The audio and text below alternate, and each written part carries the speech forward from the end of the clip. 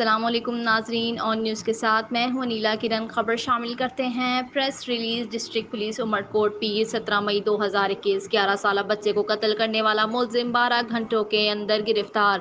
گزشتہ روز پولیس تھانہ شادی پلی پر 11 سالہ بچہ مقتول راجو کوہلی کے قتل کا مقدمہ والد مدعی ہرچند کوہلی کی مدیت ملزم راجیش کمار مشیری کے خلاف درج کیا گیا تھا۔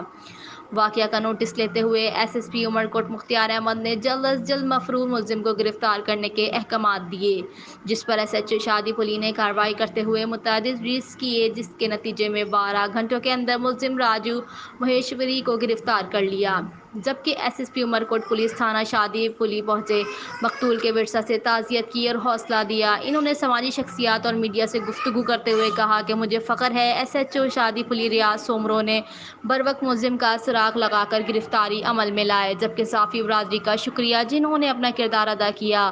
نیز شہریوں نے پولیس کی کارکردگی کو سراہتے ہوئے خوشی و اطمینان کا اظہار کیا۔ ملزم پر کرائم نمبر 12/2021 دفعہ 302 201 زیارت پاکستان کے تحت مقدمہ درج ہے۔ مزید تفتیش جاری ہے۔